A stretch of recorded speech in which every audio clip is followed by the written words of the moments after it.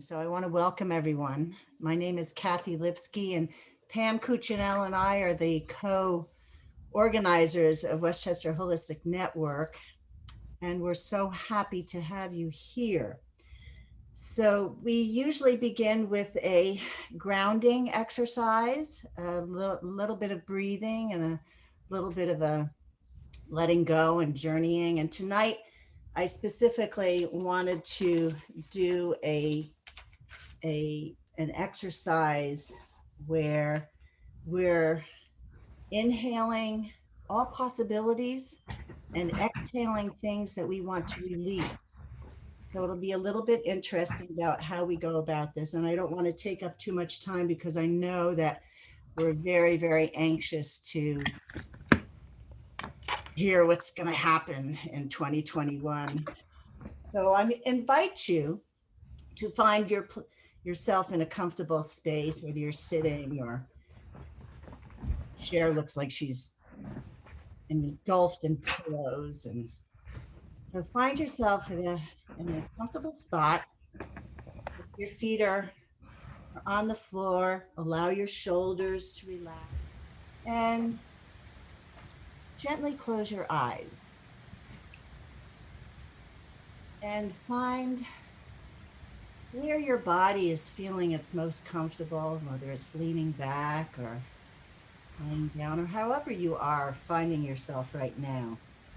And begin to bring your awareness to your breath. Don't change your breathing in any way. Simply notice how your breath is entering and exiting your physical body. So take a moment here. Simply noticing your breath. And with each inhale that we are going to do, you're going to inhale all possibilities as I disclose them to you.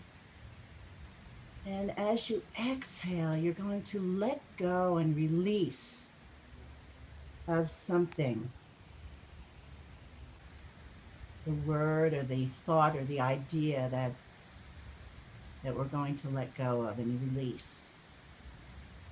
So let's begin inhaling stillness and exhale turbulence.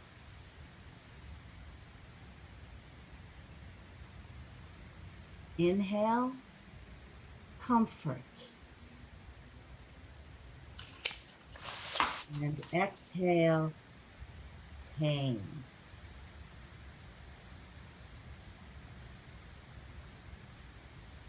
Inhale acceptance.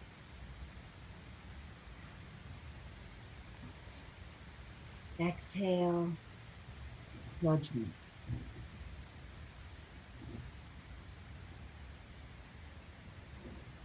Inhale forgiveness. Exhale grievance. Inhale tolerance. Exhale anger. Inhale peace. Exhale conflict. Inhale compassion. Exhale sadness. Inhale joy. Exhale suffering. Inhale love. And release love out into the world. Inhale love again. And as you exhale and release that love out into the world, feel it surrounding you, coming straight from the center of your chest. And one more time, inhale love and release that love out into the world.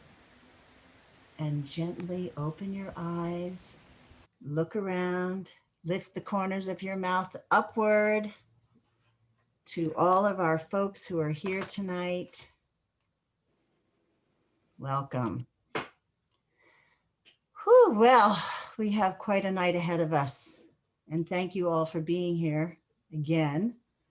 And I want to introduce our astrologers, Pamela, Jenni, and Colin, who are going to share with us some thoughts.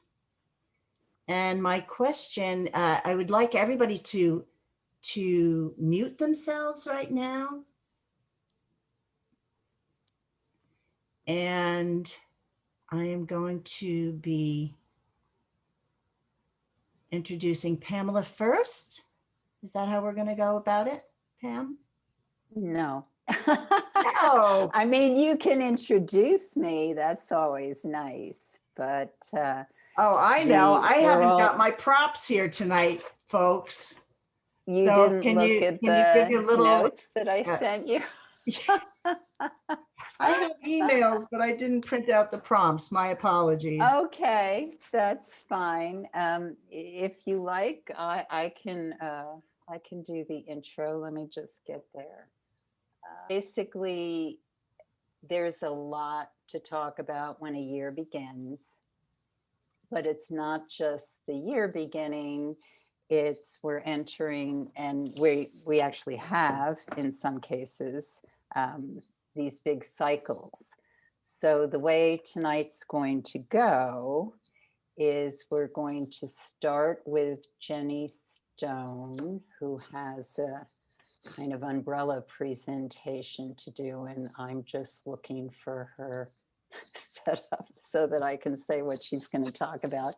And then Colin will speak, and he's specifically talking about two major characters, characters, people, icons in the climate change awareness. And then I'm going to speak and basically talk generally about 2021. So Jenni begins, and this is what Jenni Stone is going to be talking to, past, present, and future. Jenni talks about the age of Aquarius, what to expect, and what we can learn from Pluto's journey through the sign as we turn back the pages of history. So we're in this foreshadowing piece that she's about to talk to. And I will put where you can find Jenni and Colin and myself in the chat box. So now I welcome my friend and colleague, Jenni Stone. We can hear you. Thank you. We're going to talk about the age of Aquarius. Some of us, yes, some of us have been hearing about this. Thank you. Some of us have been hearing about this since the 60s, when the age of Aquarius was a musical. And there was a wave at that time when Uranus and Neptune got together during the 60s.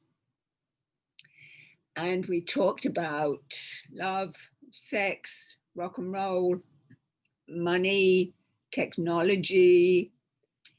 And there was a kind of spirituality where East meets West. That it'd been on the horizon, but it never quite caught on. Meditation, yoga, almost for the first time. And at that point, it was kind of futuristic, we were thinking. But now it's become very much incorporated into our lives.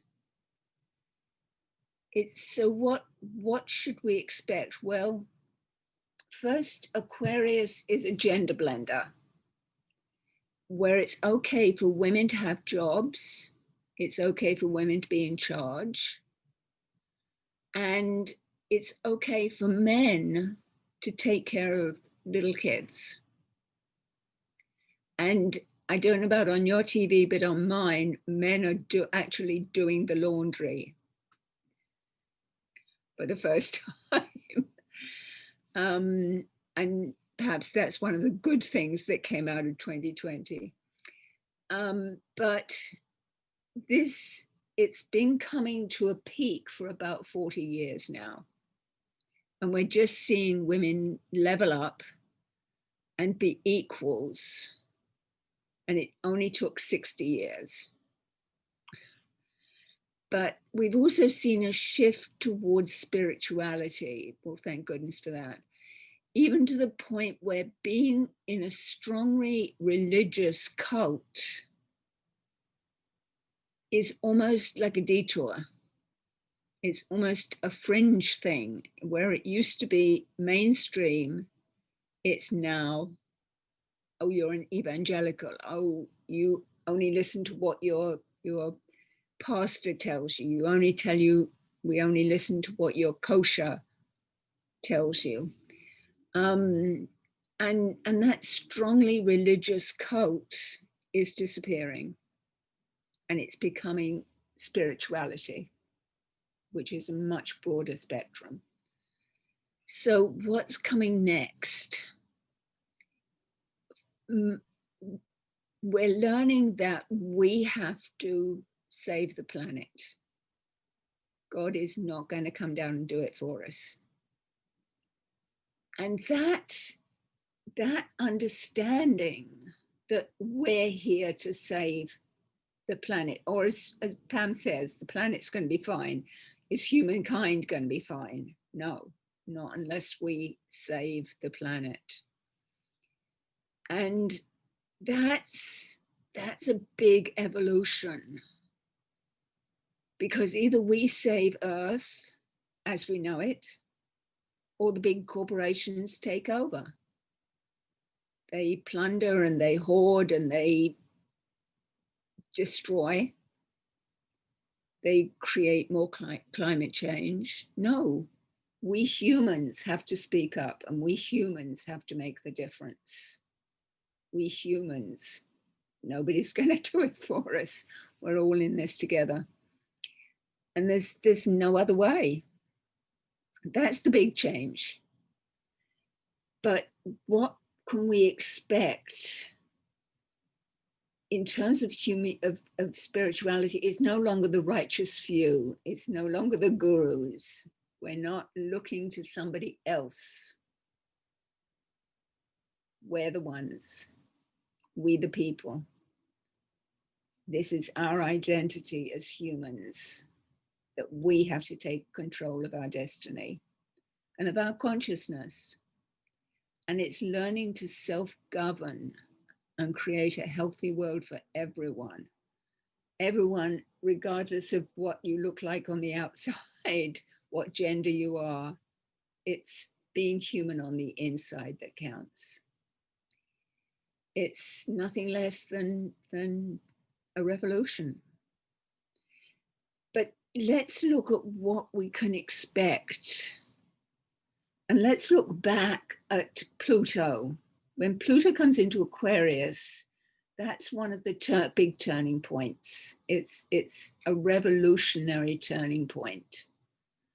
So when Pluto comes into Aquarius, it gets a bit feisty, as if it's not other times, right?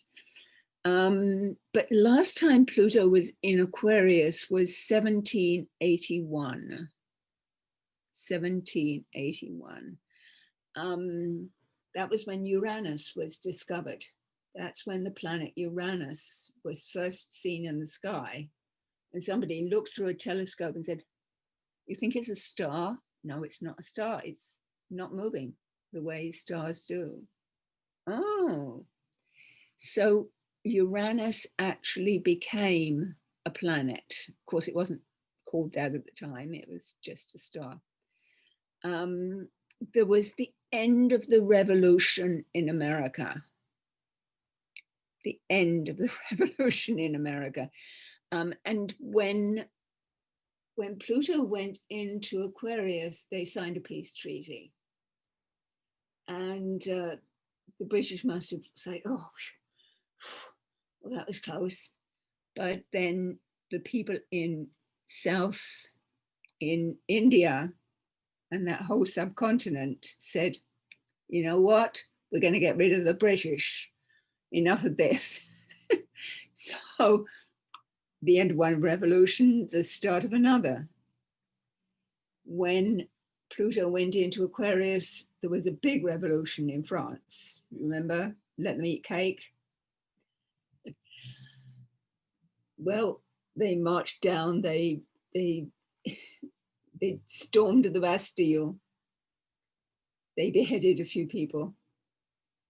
And that was a big revolution in the whole of Europe that went through. What was interesting was it was the last of the witchcraft trials. Can you imagine up to then, you're a witch, we're going to burn you. There's also test flights of hot air balloons.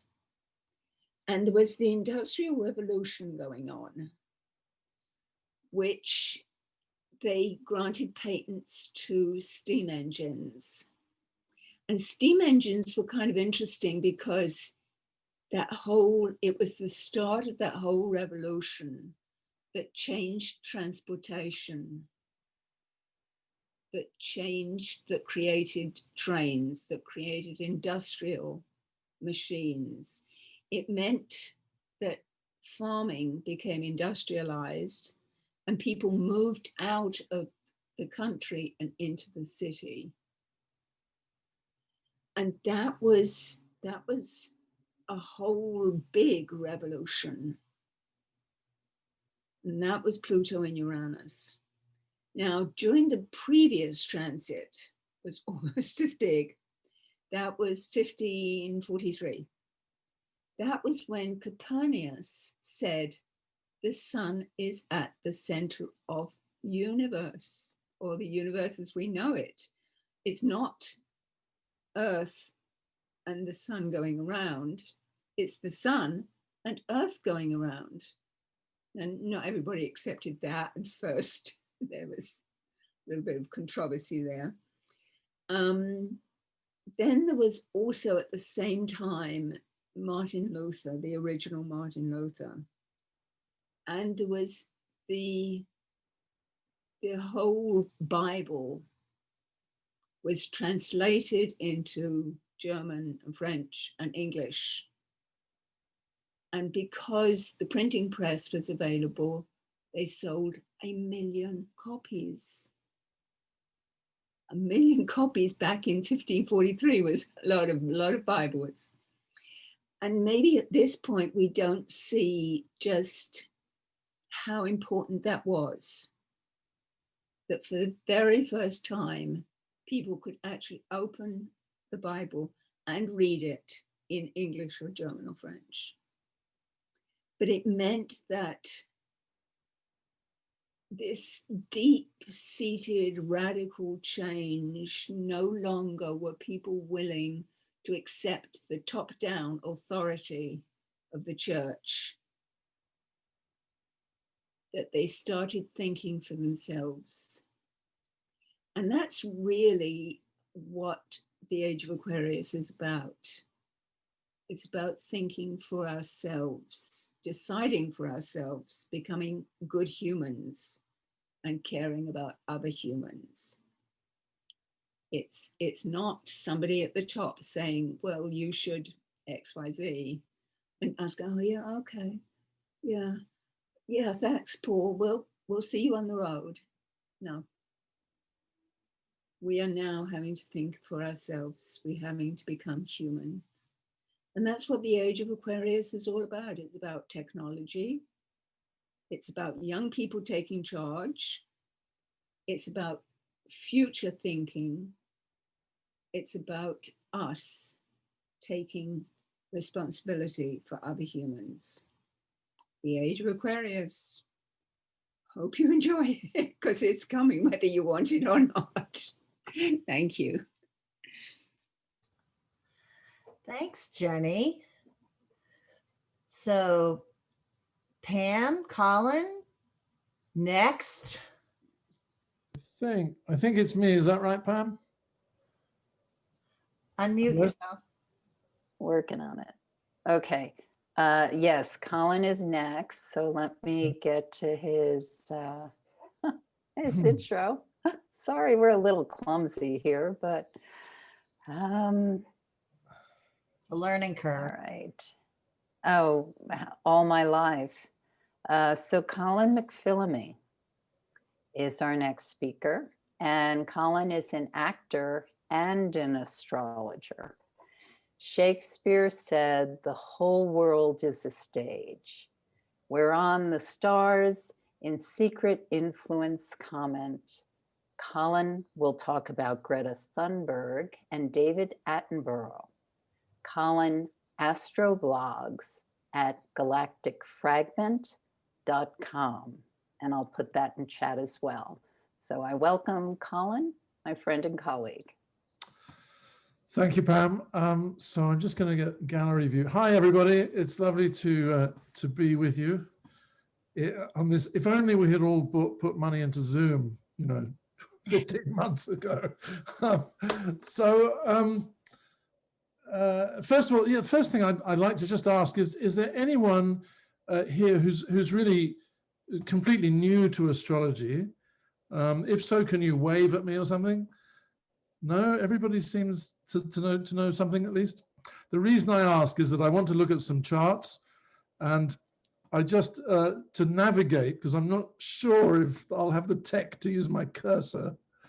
I use a clock face system. So if I say look at 9 o'clock or 3 o'clock or noon or 6 p.m., you'll know what I mean, where to look, kind of thing. Thank you, Kathy. Thank you, Pam, for hosting this event, and thanks very much, Kathy, for that meditation. It's just great, even a couple of minutes to do something very positive like that. And it's lovely to hear about the activities in the group. I'm not from around here, as you can probably tell. Jenni and I were born far away. But it's lovely, as I say, to be reminded of good things going on. So now I'm going to share the screen, hopefully. No, that's not it. Bear with me. Slight technical, here we are, here she comes. Yeah, now, and bear with me still, I'm coming, talk amongst yourselves. Share screen, and there we are, okay. Good, all right, can everybody see that? I can't hear you, so I'm assuming you can. If there's a problem and you can't hear, somebody please tell me. So Greta Thunberg and David Attenborough, and I think I've got to just adjust this slightly. Well, let's do this.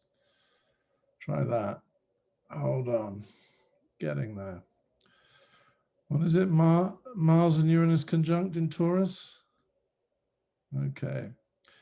So you can see this, right? I hope so. I'm not hearing anybody say no, so I'm assuming that you can. Yes, Colin, you are visible. Lovely, terrific. And you can see the screen, right, Greta and David?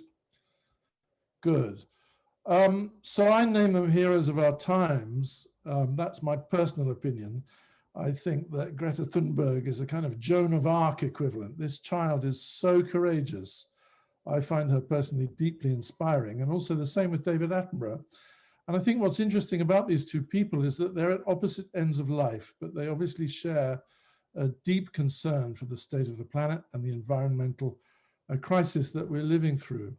So this is the kind of pointing system that I want to use to point things out on the charts. Because, and do you agree, we want less of this and more of this. That's what we're up against at the moment. Here is Greta's chart, and I'm going to just reduce the size because the formatting seems to have gone a bit strange. So I hope you can all still see and make sense of that. We don't have a birth time for Greta. So I've set this chart for sunrise on the day of her birth, sunrise in Stockholm, January 3rd, 2003. So she's just turned 18 a few weeks ago. And this is a simplified version of a chart. It's just the 7 planets of the ancient world and the lunar nodes along this axis. And I just want to start with this because I think there are a couple of things that we could notice. First is that there's a sun-moon conjunction. Here they are. She was born at the time of a new moon. She carries a seed form, and what is it? She's a beginner, a starter. She's got an initiative to deliver, perhaps. We can look at it that way. And the sun-moon conjunction are in Capricorn, an earth sign. And of the earth signs, it's in cardinal mode. So it has leadership potential. Among many other things, Capricorn governs government. And her sun and moon are both in Capricorn. Mercury is here too. And notice that Mercury is retrograde. We'll touch on that again later. Mars and Venus are in Scorpio, water sign. So her personal planets are in water and earth. But the social planets of Jupiter and Saturn are in fire and air, respectively. The nodal axis, you'll notice south node in Sagittarius, north node in Gemini. This is very much the learning axis. This is Sagittarius deals with information that can become knowledge, that can become understanding, that perhaps can become wisdom. And Gemini has a multitude of interests. And I think that she is a delivery system in some ways. But what I'd also like you to notice is these 2 lines in turquoise, and they're a bit faint on my screen, but these are biquintiles. We talk about the geometric relationships of the planets as they move around. And this is, well, I'll come to that. But before I do, just take a look at this. And I've called it the Shakespeare diversion slide. I was glad to hear Jenni mention the mid-16th century. It was a time when astrology had a lot of influence on a political level. Queen Elizabeth I consulted Dr. John Dee about when to get coronated, and she reigned for 58 years, which was a very long time back then. And there's the quote that, that Pam mentioned. It's from Sonnet 15. When I consider everything that grows holds in perfection but a little moment, that this huge stage presenteth naught but shows, whereon the stars in secret influence comment. And I just mentioned 2 other sonnets. I won't read them all. This is Sonnet 44, which deals with the element of earth and water, elements so slow. And then the next sonnet, Sonnet 45, says the other 2, quote, elements, slight air and purging fire. Going back to Greta's chart, we can see that there's an elemental distribution. Personal planets, as I said, in the slower elements of water and earth, but the social planets, fire and air, I think that's significant. And remember, if you would, this quintile aspect that I pointed out. Here is a quote from Christina Rose in her book, The Tapestry of Planetary Phases. And of quintiles, she says, they seem to operate initially at a level beyond or above the ordinary consciousness. And later, she says, frequently there is an inspiration to do, be, strive for something or alter direction, whether or not it goes against some grain. Well, do you agree we want less of this kind of thing and more of this kind of thing? I love this cow in silhouette here, looking what I like to think is contentedly at the camera against the backdrop of this wind farm. Perhaps there will be more of that. Here's a more complete version of Greta's chart with the outer planets. And I've also added the asteroids series, which is this glyph that looks like a question mark, and Pallas. And Ceres, as you probably know, was, well, in 2006, when the International Astronomical Union demoted Pluto from planet status and made him a dwarf planet, they at the same time elevated Ceres to dwarf planet status. Well, I think symbolically and in mythology, that's very significant. Ceres, also known as Demeter, and her daughter Persephone are much to do with the environment and environmental awareness. And in 2006, the Ceres was given equal status with Pluto. I think, according to some astrological thinking, when a planet is discovered, there's a shift in human consciousness. We saw this, as Jenni mentioned, with the discovery of Uranus, the age of revolution. Neptune was discovered early 19th century, 1846, the first time that anesthetic was used in surgery. Pluto was discovered in 1930, the underworld, organized crime, prohibition, and the atomic age. And so this elevation of Ceres, I think, has begun a resurgence or a strengthening of environmental awareness. And if you remember, Al Gore's film, An Inconvenient Truth, was released that year. We've talked about the new moon birth.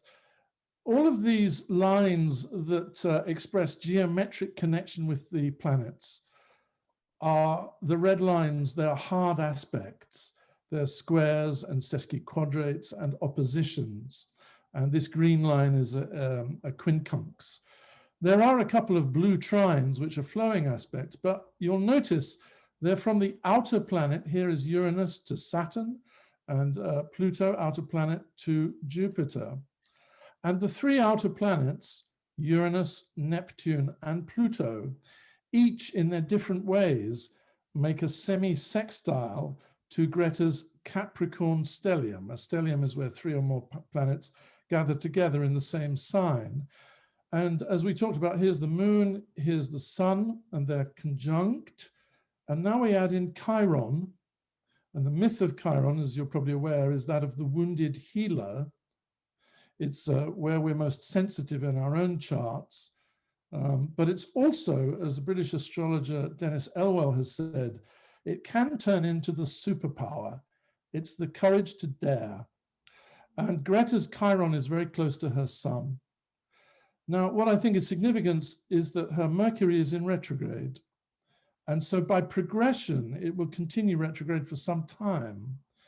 And I think you can see that in the way she expresses herself, a great simplicity, innocence, and vulnerability, which she has, in fact, in her own words, turned into a superpower. So moving on, less of this and more of this. Do you agree? Do you see where I'm going with this? This is an interesting date. And I just want to look at two dates in what Greta has done so far. It's the date of the first day of her school strike for Klimatet. Schoolstrecht for Klimatet. I'm sure I've mangled that pronunciation. But this is the date, August the 20th, 2018. And we have a bi-wheel. Here we have the inner wheel of her natal chart that we've just looked at. And this outer wheel is her progressed chart. Progression is a symbolic calculation which kind of reflects where one is on the journey of life. So looking here at her Capricorn situation, we can see that Mercury has retrograded from 28 to 13 of Capricorn, and it's very close. It's almost exactly conjunct her sun, and Chiron has progressed to the same degree. So there's a powerful combination of Mercury, the planet of communication, her superpower, and what she's striving to become, which is close to her need, her natal moon. Her progressed moon is right over here, and it's in full moon phase. And just between her full progressed moon and her progressed Jupiter, her natal Jupiter, which expands everything it touches, is transiting Mercury, planet of communication, in Leo. Leo wants to be seen, and she's making a statement here. And this arrangement here in Leo trines her nodal axis, which is conjunct Pluto, which trines Ceres, the planet of or planetoid, or dwarf planet of environmental awareness. There's a trine here, and there are a couple of mini trines here as well. So the whole thing is about communicating a statement, I think. Same idea, less of this, more of this. Okay, moving on. This is the date of Greta's address to the UN, and I haven't put the progressions here, but I have put the transits. So again, we've got her natal chart in the middle, and this is where the planets were for everybody in the world. What's interesting is how they affect her personally. here elevated in the chart, and I don't know if, well, we don't have the house positions, but what we can look at is the connection between Mercury, planet of communication, and Venus, goddess of harmony, beauty, balance, in conjunction. And now when this happens, timing comes into the situation. And this timing arrangement in Libra, the sign of social idealism, of communication, of negotiation, of diplomacy, is in square, in challenging aspect to Greta's natal Capricorn arrangement. And remember that one of the functions of Capricorn is to deal with government. At the same time, by transit, we have Saturn, planet of restriction, of discipline, of order, of regulation, is conjunct the Capricorn arrangement, and Pluto, planet of upheaval, of volcanic change, disruption, break up, break down, break through. There's also a square between Mars and Greta's natal Saturn, which again is in Gemini, on the Gemini-Sagittarian axis. Again, a huge astrological signature of a powerful message delivered, as we know, on the world stage. And here's a tri-wheel, the same thing, the natal chart. This is the progressed chart, and these are the transits once again. And so I'll just read, this is a press clipping. On September 23rd, 2019, with the sun at 0 degrees Libra, she addressed the Climate Action Summit at the UN headquarters in New York City. A video of her 4-minute speech has been viewed many millions of times, and although stunningly inspirational to many, it has sadly opened her up to some biting and cruel criticism as well. And you might find it interesting to take a look, if you haven't seen it already, and it's on YouTube, if you just search the Greta Thunberg helpline, and specifically if you are an adult who feels an irrational impulse to yell at a Scandinavian child, the Greta Thunberg helpline is there to, as they say, to tolerate you. This was put up by an Australian stand-up comic.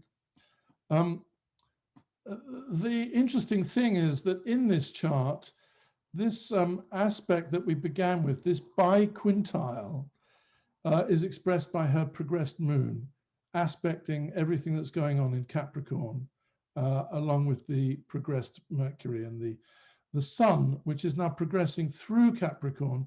And as we speak, will shortly enter Aquarius in Greta's chart. This biquintile, I find it's fascinating. A quintile is really an aspect of harmony and talent. But just to remind you, this quote, which I like very much, the quintiles, they seem to operate initially at a level beyond or above the ordinary consciousness.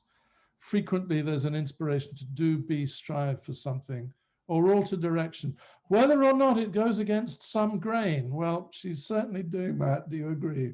Less of this, more of this. And I put these kangaroos in because, well, if the weather's nice enough, I think every beach should have one. I say that because I'm half Australian. Okay, this is David Attenborough's chart. We do have a birth time, so the house positions can be delineated. He has an Aquarius rising sign, and Jupiter here is conjunct his rising, his ascendant from the 12th. Jupiter in the 12th is often said to be, well, in traditional astrology, it's the greater benefic. So it serves a sort of guardian angel function from the 12th. Aquarius, of course, the sign of the scientist. But if you have seen David Attenborough's work and his nature documentaries, you think, given some of the places he's been and some of the situations he's been in, you know, embracing gorillas and things like that, or filming on an anthill, he could have done with a guardian angel from time to time. A couple of things to point out here. He has what's called a grand trine in water, apexing at Saturn here at the top. And also there's a T-square, which also apexes at Saturn. Saturn's obviously an important planet in his chart. It's in Scorpio. There's an intensity in his own work ethic, perhaps, and a rigor. But this emotional function gives him a fluidity of expression, and he's a very caring person. Ceres is conjunct his Neptune, conjunct the descendant of relationship from the 6th, his house of work and daily activity. Same sort of idea, less of this, more of this. Do you agree? And here is a biwheel with Greta's chart and David Attenborough's chart on the outside. So we might say this is a symbolic representation of how Greta might perceive David. Her Venus-Mars are conjunct in Scorpio. So her passion, her drive, her ambition, Mars, her energy, her sense of beauty and fairness, Venus, balance, harmony, are sort of looking at and joining with his sense of what should happen. That's a powerful connection. His nodal axis, this is his south node, north node here, goes right through her Capricorn arrangement. So they would sort of have a natural basis for understanding each other. At the same time, his Pluto, which is in Cancer, opposes her Capricorn stellium. Now, the Pluto generation, when a planet's in Cancer, it can manifest as immensely caring. It can be rather maternal. It can look after people. If you think of Pluto in Cancer, the New Deal, the beginnings of social security in parts of the world, and the founding of the national parks, FDR. But of course, when it goes wrong, we had the dark side of Pluto in Cancer was the Second World War. Interestingly, a personal connection between them again is that both their suns, her sun is at 12 degrees of Capricorn, and his is at 16 of Taurus. So their suns are both in earth signs, and again, they're in trine. So they would be in sympathy. They would understand each other. There's a lovely video of the two of them meeting via Skype, brokered by, I think, the BBC in an interview. And he said to her, you have achieved something those of us working for decades could not. And she said, I don't know why people are listening to me, nor how long it will last.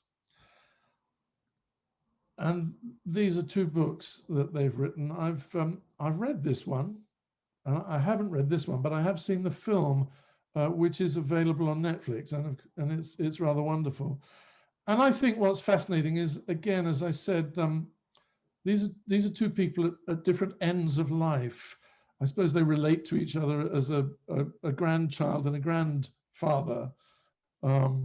Actually, I think I'm right in saying that Greta's, her moon also is trine his sun. There's a lovely video of them sort of thanking each other, and he appreciates the work that she's been able to do, and she finds him greatly inspiring. So, in my opinion, and looking at her chart, I think she's here to do a job, and I think she's the right kid for the job, and I think she's doing very well, and I hope she continues to do it. That's it. Thank you, Colin. I lost track of time there, so I don't know how. No, you were fine. You were absolutely fine. So I guess I'm going to introduce myself. Actually, I can introduce you. I can introduce you. I've got it down. Yeah. Okay. Pamela Cucinell has served her clientele remotely long before the pandemic and holds the National Council for Geocosmic Research professional certification for astrological consulting. Her weekly astrology podcast is Active Spirituality. Pamela is a co-director of WHN and now lives in Chapala, Mexico. Chapala. Sí. Pam will talk about the celestial points and events of 2021, and I will put her website on the chat. Gracias. Okay. lot of information. Colin, I couldn't help but remember my first teacher, Donna Cunningham, who said that there were less Capricorns in the world than any other sign because it's the hardest one to incarnate to. And there you've got this new moon in Capricorn, amazing young woman. So, and Donna was a great teacher. Okay, so 2021, I'm actually talking about now and the year, and I'm going to give an umbrella forecast and the condensed version in 15 minutes. And if you have questions about anything any of us have said tonight, you can put them in chat. We'll open it up once the formal presentation is over. Joan Cara, the numerologist, was talking about how this is a 5-year, and it is a 5-year.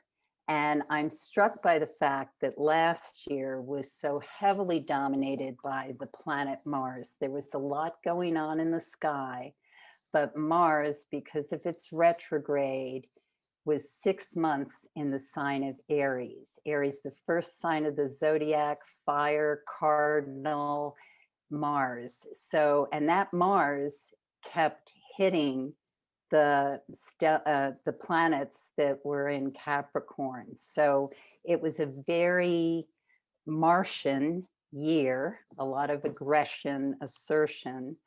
Now, the 5-pointed star, actually, if you're familiar with the movement of Venus across the solar system, she makes over 8 years' time with her orbits and how she conjuncts with the Earth, a 5-pointed star. So Venus, among other things, reflects, I think, the love of humanity, because the shape of the 5-pointed star is also said to mirror the shape of a human being, arms, legs, like snow angel kind of thing. So the reason I bring this up is because when 2021 ends, Venus is going to be retrograde. And since Venus is a faster moving planet than Mars, she's going to be 4 months in the sign of Capricorn, a cardinal sign again, initiator in Earth modality. So I'll talk about that when I get more towards the end of the year, but I just wanted to open up that 5, since I'm a tarot person, I refer to 5, the Hierophant, and it reflects the divinity energy in all of us. We don't need a mediator for a God, higher power, whatever you call the ultimate source. But it's also a year where creative risks are going to spark off from last year's sense of limitation.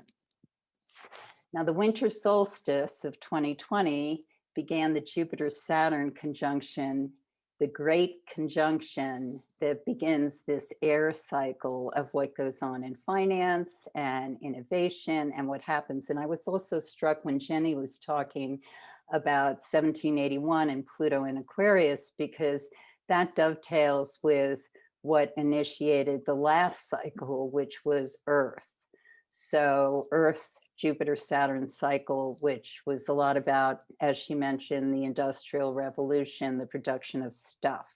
So now we're on the threshold entryway of where what is valued most are innovation collaborations. So we are going to start to see that communications huge in this year. We already have, already been initiated the past several years, and certainly last year, a lot of how we are still functioning is because we can meet in this electronic way with people we love. So there were a lot of cold endings with the Jupiter, Saturn, Pluto, Capricorn, and as I mentioned, the violent reckoning of Mars and Aries for 6 months in 2020. And what I want to mention at this point, let's look at my notes. Okay, is that what happened on January 6th, because I know people are concerned and curious about what's ahead. So I'm going to share my screen a bit just because I do have some data. Oh, I'm sorry, everything's moved around because I was doing introductions. Okay, we're going to move past this and we're going to go here. So what happened on January 6th, other than the breach of the Capitol, was, which is no small thing, is that Mars was at 0 degrees Taurus. And the Great Conjunction happened 0 degrees Aquarius. And even though that Jupiter and Saturn are moving on from that point, that sensitive point has a charge throughout this year. So every time Mars connects with a fixed sign energy, it's triggering, again, that Aquarius point. And that doesn't mean that on June 12th of this year, or Halloween 1031, and then into 2022, when it's conjunct with that point, it doesn't mean we're going to have another violent insurrection, but it does point out the volatility of how much change we can expect in the arc of this year. And it's going to be fast. I mean, last year, again, with the Mars retrograde and a lot of the Capricornian planet energy, we felt stuck a lot. And yes, you know, we still feel stuck. Many of us still feel stuck, but we're going to see a lot of shifts that happen. And when they happen very quickly. So I am going to look, because I'm a risk taker. It's how I'm hardwired.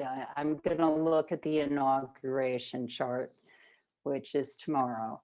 And if you've been looking at anything on the net, you've seen references, the moon is void of course, or it's the Jupiter-Saturn conjunction presidency. Every time there's a Jupiter-Saturn conjunction presidency, somebody dies in office.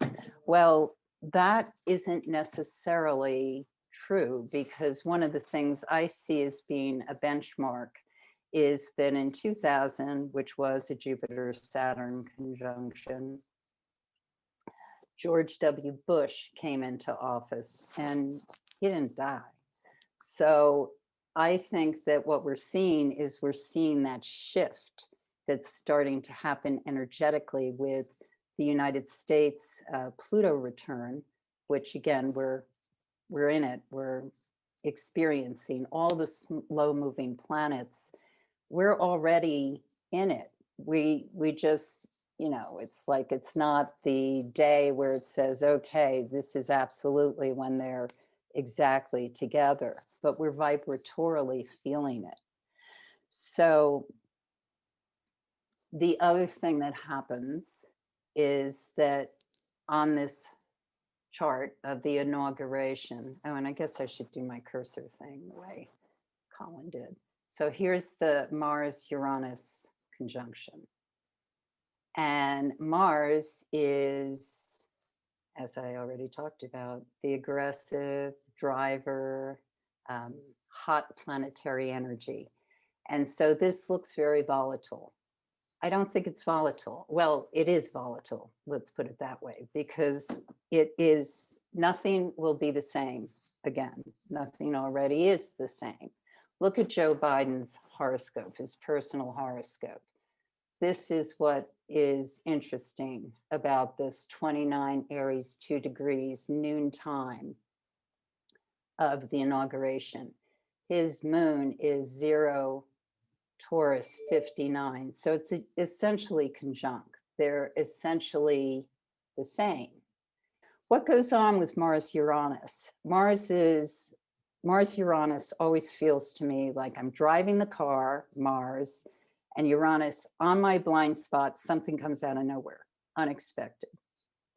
So that's one reason people are concerned about this particular inauguration. It's not going to be the same as every inauguration. It's going to be different. And it's all going to be televised. It's all going to be Lady Gaga is going to be part of it. I said I'd be mentioning, we already did Greta, but mentioning Gen Z and the Millennials. So Lady Gaga is going to be singing, and her North Node destiny point is at 0 degrees Taurus. And I already mentioned Joe Biden's moon is at 0 degrees Taurus. These people are going to get along famously. And I speculate, wonder how active she may be in certain things that are giving voice. Not that she's going to be working in the White House, but an active millennial. So the other thing about Joe Biden that looks very strong to me is that Colin mentioned progressions. Joe Biden was born with Saturn in his 7th house in the sign of Gemini. And by progression, it has, and it was retrograde. That's the part I haven't mentioned. It was retrograde. So he has lived his long lifetime with Saturn retrograde. It is now stationing direct. And that's a big deal. It's a big deal because when Saturn goes direct, especially a man of his age, experience, knowledge, he really is settling into, I am the expert. I don't have to, not that he's not going to be working hard, but that Saturn direct is going to keep activating his natural instinct of working with people with integrity that he can rely on. And so I think the other thing that happened in 2000 with the Saturn-Jupiter conjunction and George W. not dying in office was a lot of people thought Dick Cheney was really the president.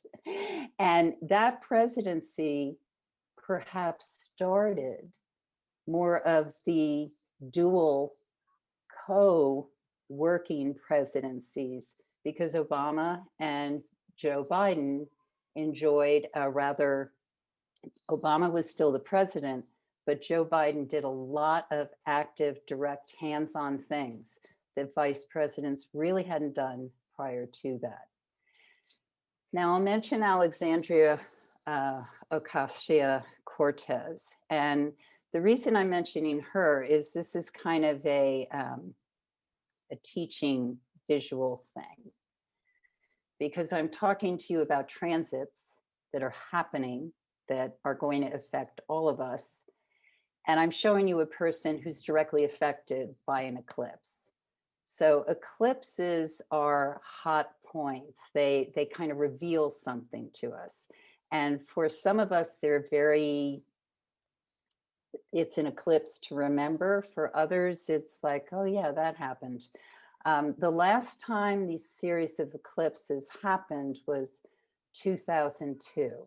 So especially if you know your horoscope and any of these points, you may say, that happened then. So with AOC, her Venus at 5 degrees Sag is directly triggered by the May 26th eclipse, which actually is a total lunar eclipse and arguably may be the biggest eclipse of the year. However, these eclipses are all going to have some sort of impact. So yeah, this is an eclipse piece back to Biden. The November 30th eclipse was when the Electoral College finally established that Joe Biden was the unequivocal winner. And so that eclipse at 8 Gemini is still going to resonate in 2021. And Mars hits that point on March 18th, and then the nodes hit it on August 7th. And again, I mention it because it's back to, if we look at Biden, that 8 degrees Gemini is very close to his natal Saturn. So partnerships, huge. And Kamala Harris, vice president, is going to be a very hands-on vice president because of the way Biden works, also because of the way he's unfolding as a human in this time in his life. So what does it mean for AOC that the eclipse is going to be on her Venus? Well, if I were talking to her, I'd say, what happened in 2002? Of course, she was a kid. So it's interesting to see how these things can unfold and what may happen. But I would think part of it is she just continues to galvanize. That Venus is in the 12th house. It's one of the strongest points in her horoscope. It's her way of being, I think. She's a very upfront, here I am, look at me, Sag rising kind of person. And I think backstage, she's doing a lot of subtle negotiation with people all the time. So that's my personal opinion. So the other eclipses this year, June 10th, 20 Gemini, November 19th. I'll talk about that in a moment. So Kamala Harris, our vice president to be, Jupiter is in Aquarius this year. And in May, on the 13th, it moves into the sign of Pisces. But then it retrogrades on June 20th. Its station retrogrades at 2 Pisces. Kamala Harris's midheaven career point is 2 Pisces.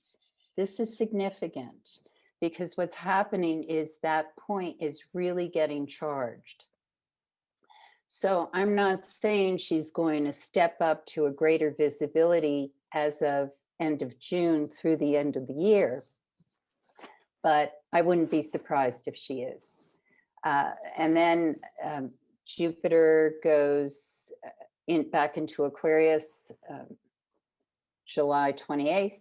It goes direct in Aquarius October 18th, and then it falls into Pisces for good December 29th. Now, I'm going to talk about Jupiter very briefly. Biggest planet called the Great Benefic. It does save us from a lot of asteroids crashing into the Earth, so no question, it's the Great Benefic. But when it's direct, we say that it's a great time to be selling.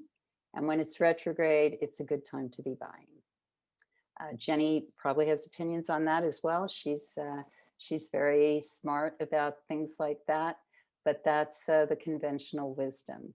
And in Aquarius, it's still in a Saturn sign because Saturn rules both Capricorn and Aquarius. So it's not really 100% comfortable, even though we're really excited about innovation, change, new things.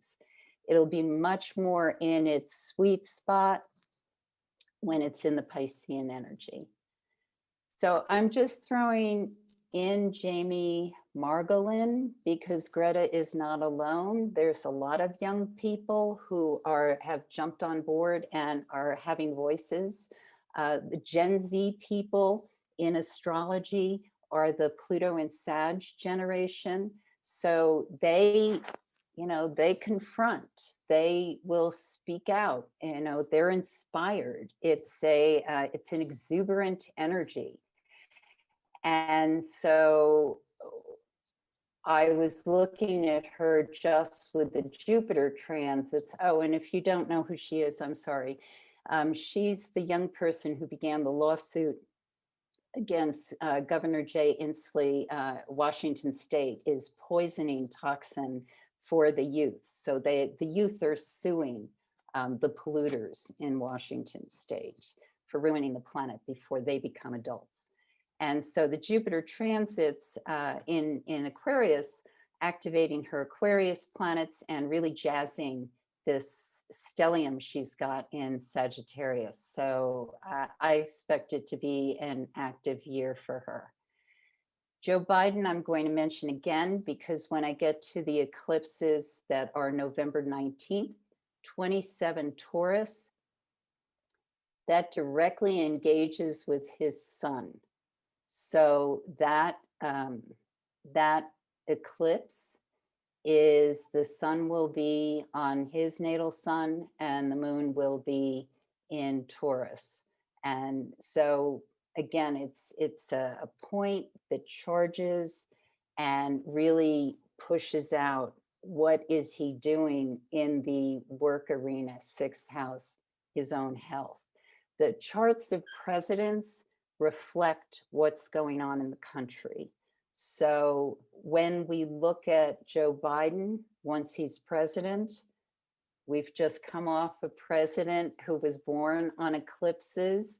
And so it's interesting. So Trump, Gemini, Sag, moon, born on an eclipse, and just everything was eclipsing all the time. Everything was just flipping all different sides. Joe Biden, Scorpio sun, Taurus moon. Those are opposite signs, although they are not in opposition because the moon is early degrees and the sun is late degree. But it's interesting because it's about talking to the polarities. Kamala Harris is a Libra with an Aries moon, talking to the polarities. And so I always think the polarities really are like one sign that's got to figure out its shadow and how to relate to the other side in the mirror. So, and then the last eclipse is December 4th, and it's at 12 Sag. Now, this is important. I'm going to mention it again briefly. Saturn square Uranus, that goes on through the year. And let's see, so the last times, to give you a sense, Saturn and Uranus were in square. Saturn likes to give things form. Uranus likes to create change. Nothing is constant. So the last time it happened was 1999 to 2000. And also that was Columbine, which seems like a very different time when the Columbine massacre happened. And it kind of was the beginning of a string of getting numb to school shootings. And let's see, and then the other time, 1776, 1977, Apple was launched, and it was the New York City blackout. And so we go back and we look at times when things are trying to hold something and something just erupts. 1951, 52, Korean War and the McCarthy era began. And 1930, 1931, the Depression coming off the stock market fall. So I'm going to briefly show you Meghan Markle, the Duchess of Sussex, because this Saturn Taurus square is having an effect on her. Saturn is transiting her 7th house, which certainly is her husband. And the Taurus Uranus is in her 10th house, career, how she's seen out in the world. So as these hits happen, we can see more, not necessarily disruptions, but how she continues to solidify what this looks like. And she's a very important person to a lot of young people. They look to her. And I have a lot of respect for both Meghan Markle and Chrissy Teigen, who came out openly about, in Markle's case, it was her miscarriage, Chrissy Teigen, loss of the baby before birth. And both women speaking very openly about things that have historically caused women shame, loss of babies. And so it's interesting how they bring it up. And they're both women of color and they got a lot of flack.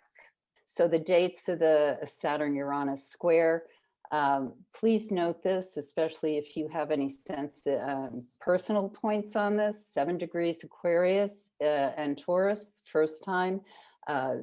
June is 13 degrees Aquarius and Taurus, and December 11 Aquarius and Taurus. And then to finish up, I'm talking briefly about David Hogg. I'm talking less briefly than I thought. He's a Parkland survivor, has become quite outspoken.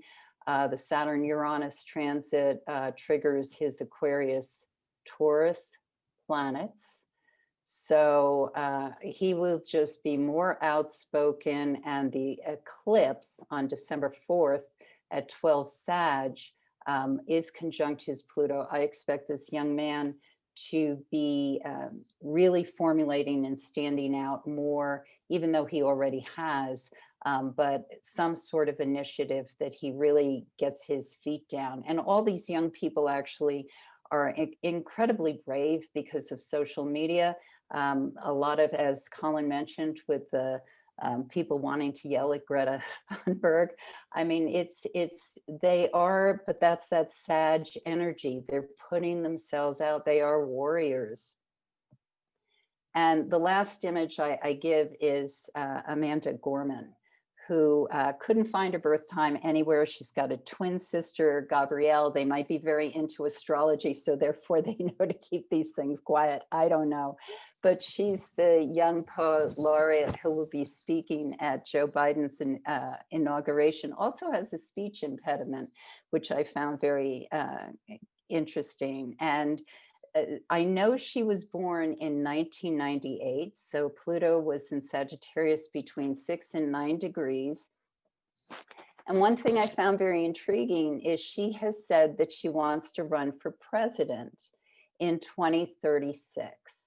And that'll be when Pluto is in mid-Aquarius. So we'll see if she does decide that's still how she wants to manifest that Pluto and Aquarius energy, but a real symbol of hope and moving forward, I think. So now I'm stopping the share, and we'll open it up to any questions people might have to any of us. Well, I'm going to put you guys on the spot because I just want to ask this one question that was put in. If you could summarize the energy of 2021 into a word or a phrase, what would it be?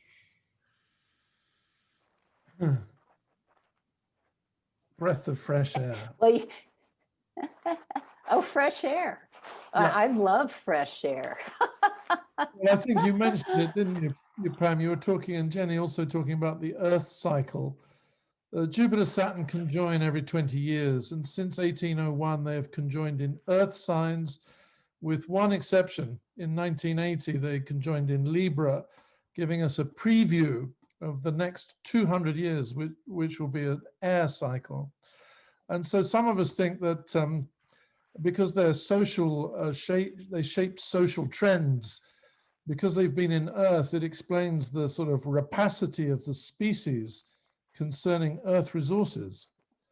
But now we're moving into an air cycle, so we can expect, I think, enormous advances, unimaginable advances in technology particularly. But this is not going to happen overnight. I mean, these are, the progress of the next 200 years will unfold. But I think there's enormous hope. And there are many indicators, I think, astrologically and otherwise, that this is so. So I would say it's a breath of fresh air. Jupiter and Saturn conjoined with Pluto last year, January, what was it, 12th, 18th, I forget. But it was a very significant conjunction in the sign of Capricorn. It was all about disruption in government. It was all about personal restriction.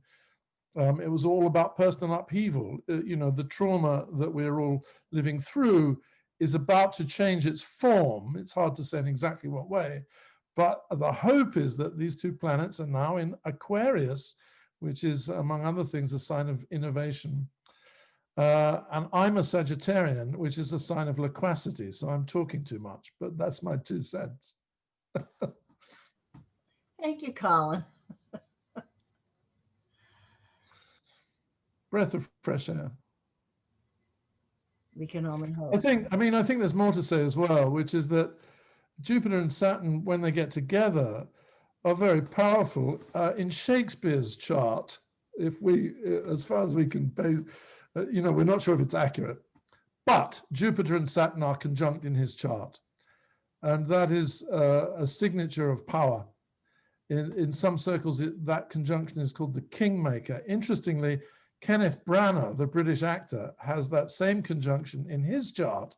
And when he was fresh out of drama school, he was offered to play Henry V, the king, the one who's so gung-ho about going to war.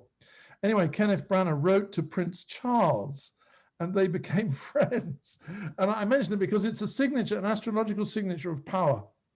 And if it hits a sensitive point in your chart, it's an opportunity to examine, to make it real, to take action. And these two planets are now in air. So I think there's a huge opportunity and a huge energetic change, which will continue for the rest of this year. And it's all about— Right, and that's a good point. It really doesn't matter if you have 0 degrees Aquarius as a planet or angle in your chart, because we all have 0 degrees Aquarius somewhere. Mm-hmm. So we can utilize this new moon energy, if you will, of those two planets coming together and think in terms of what do I want to innovate, create, collaborate, make happen? How do I want to do community? Because I think community is huge. How do we want to do community? I mean, as you talk about innovation, that probably maybe even 5 years from now, people will look at this and say, I can't believe people did Zoom things with these little postage stamp things. They'll be doing holographs where everybody's in the room just sort of hanging out. I don't know. But anyway, it's a lot to imagine about what's possible, and the reaction that has been, the upheaval reaction is people who are terrified of change, and they know it's coming. They can't stop it, even though they keep trying to. So it'd be so much easier if they just relaxed and let us just flow into it. But that's I don't know. Yeah. There's another question. Elise Shine would like to ask a question. Elise? Mm-hmm. I just had to unmute myself. Hi. So my question is about basically conspiracy theories. There's a lot of stuff swirling around, different, I don't even want to say different sides, because there's not just two sides to things. But and everyone is like telling me about it. Like I'm supposed to validate it or not because I'm psychic, but I don't know anything really about astrology. So I'm wondering if there's anything astrologically that forecasts or supports or, counter supports, whatever that word is, any of these swirling theories that are going on, including like the QAnon stuff and other things like this. Well, I think there probably is. So, I mean, as we've talked about, we're really, I think, we're caught up in some very large cycles. The sort of motion of the planets is like one of those intricate watches. Everything moves around all at different speeds. And every now and then, the cycles relate to each other. So one very important cycle is that in 1776, on the 4th of July at 5:10 p.m., the planet Pluto was in the same place in the sky as it will be next year. It takes 248 years to go around the sun, and that cycle is completing and will be exact next year. But that process has been beginning since 2008. And I think the astrological effect was the financial crisis. Another huge outer planet movement is the planet Neptune. and Neptune takes 164 years to go around the sun. And the USA nationally is almost experiencing a semi-return. And what that means is that Neptune in the sky is opposite where it was when the USA was born. Well, Neptune is currently in Pisces, the sign of its rulership. It's happy in Pisces. It rules, among other things, storytelling, mythology. It rules film. And I don't know if you watch much Netflix, but I'm an actor. It seems to me that we're living through a sort of golden age of television. There's so much fantastic stuff out there. People are very, very inventive with their storytelling. But in the USA chart, at least, and I think this is right, if I'm wrong, please correct me, Pam or Jenny, but the USA progressed moon, which has something to say about us all collectively, is aspecting this Neptune conjunction. What does that mean? Well, it could mean all sorts of things, but one thing it could mean, and there's a similar effect in Great Britain, is that it's very difficult for the collective to think straight. And one other thing I'd say about it, since you asked about all these theories, is that the lineup in Capricorn that happened last year opposed the national Mercury. So Mercury in a national chart, to me, signifies the media. So there's been enormous pressure, two contradictory pressures on the media, one of control, the other of expansion, and the other of say what the hell you like, whether it's true or not, kind of thing. So I think all those things together are sort of, signifiers. Does that make any sense? Or I just want to add to that. I do think Neptune in Pisces is a great teacher about awakening psychic awareness and how we're all connected in this big universal unconscious. And it's valuable to look at where Jupiter is transiting, because Jupiter is the traditional ruler of Pisces. So Jupiter was transiting Capricorn last year and going through that whole lineup.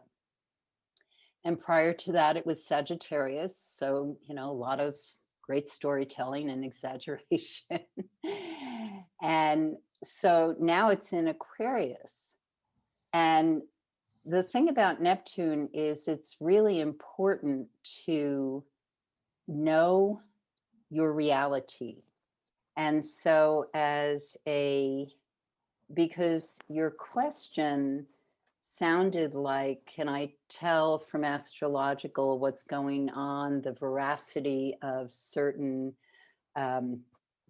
conspiracy things?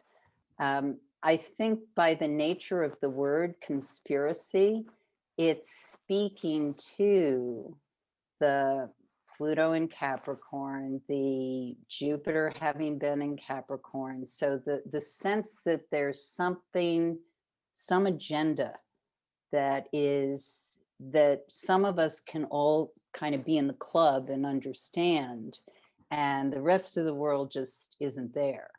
So the thing to be really alert to is, if you think you're seeing something nobody else is really seeing, it behooves you to look again and to track information so that you're looking at a lot of different sources.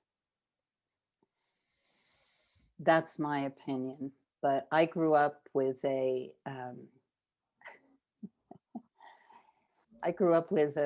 very strict Catholic household, diehard Republicans. And my father used to say, you're only as good as you read. He read the Wall Street Journal, the Herald Statesman, which was the local paper. They don't really exist anymore. And he liked to read the New York Times because he liked to know what the liberal rag was saying. So even today, I read a lot of different sources. And I think that then you ask yourself, what is truth as I know it, because the pendulum will always tell you, your inner true north always tells you. A lot of people are very confused right now, Neptune and Pisces. They feel at sea. They want something they know is real, something they can stand there and really know isn't going to move.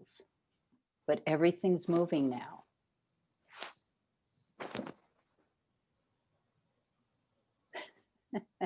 Jenni, do you have any opinion on this? It's okay if you don't. Okay. There's a lot of information there. We're coming out of a time when we thought we knew, we thought we knew what was happening, and we're going into a time when we have no idea what's next. But thank God we're coming back to Earth with Biden, and life will be, if not normal, then at least understandable. Because with Trump, who the hell knew what was coming next? Yes. So I have I guess a question or point or whatever. So basically, in these confusing times with Neptune and Pisces, with the unpredictability, maybe we should just all dance, listen to music, do some of the Piscean, just, vibing until things kind of sort themselves out. Can't go wrong with that. Yeah, well, what is a concern is the over self-medication. So just not to judge anyone, but it's just that has been to a point where people are not, it doesn't help us really have crisper consciousness is what I'm trying to say. Can you speak to potential communication or receiving messages from, I lost it, from aliens, other beings during the age of air that we are entering? Can you speak? That's an interesting question. Well, there are people who've been doing that, channels and people who work in that capacity. So I definitely think that, I mean, another thing that I think that I don't know that extraterrestrials are really interested in us until we evolve a little more. So hopefully that's where we're at. We're going to be continuing with greater consciousness evolution and therefore able to connect with more sophisticated realms. I don't know if that's really what you were asking, but that's my perception. I don't know, Colin and Jenni, if you want to say anything about that. Well, I'm really looking forward to speaking with somebody from another planet, but it hasn't happened yet. In the meantime, they have to want to talk to us. I suppose. But in the meantime, I read science fiction now and then. One of my favorite books is by Doris Lessing.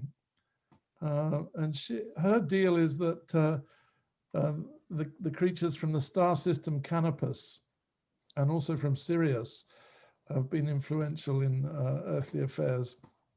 I find it quite plausible. And I also mentioned a book by Joseph Selby and another guy whose name I can't remember.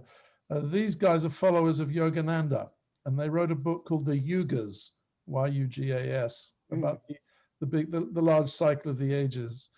And their hypothesis is that we are in a double star system with Sirius. Again, very plausible.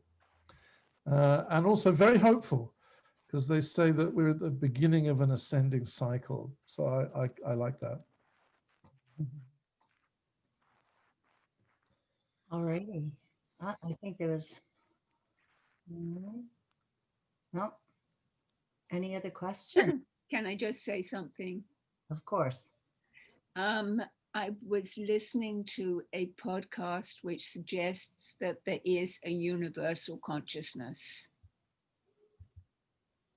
that what we think of as consciousness extends way beyond throughout the whole universe. And that in fact, we're coming to a point where we're getting in touch with that. And the age of Aquarius will become even more grounded in that. So I don't know about extraterrestrials, but for sure we will get in touch with a lot more of that universal consciousness, which permeates everything. I love that. That's great. Thank you. Right. I think it's time to bring in some heart energy and call it a night. And if you have any further questions, you can always go to info@westchesterholisticnetwork.org and you can pass the questions around.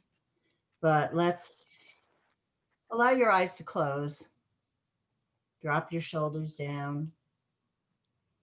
And imagine a healing energy coming in through the crown of your head and going straight down to your heart and circulating into your heart. And that heart energy is just filled with love and compassion. And imagining all possibilities, all good possibilities to come. So as we inhale that healing energy, that heart energy, that love energy, feel it expanding your heart and expanding. And as you exhale, just send that love energy out into the world, directly to Washington, D.C., to keep our incoming president and vice president and families who will be there tomorrow safe, surrounding all of us who are here tonight with that love and compassion, and extending it all the way out into the universe, into the world, and bringing it right back to us. So take a nice deep breath in and let it out with a big sigh. Deep breath.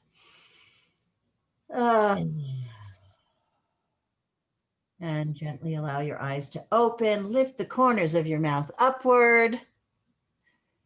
And have a fabulous evening. Thank you.